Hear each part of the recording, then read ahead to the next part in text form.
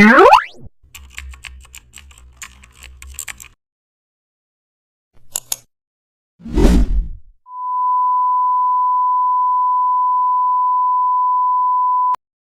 back to the channel and don't forget to like, share and subscribe for more updates. Today we are diving into an exciting tutorial how to create ocean wave gradient background in Photoshop.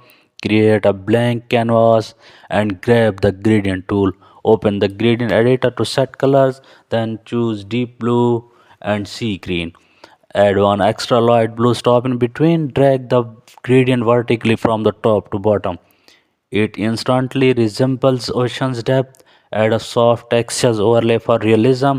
Set blending mode to soft light. Lower the opacity to around 70%.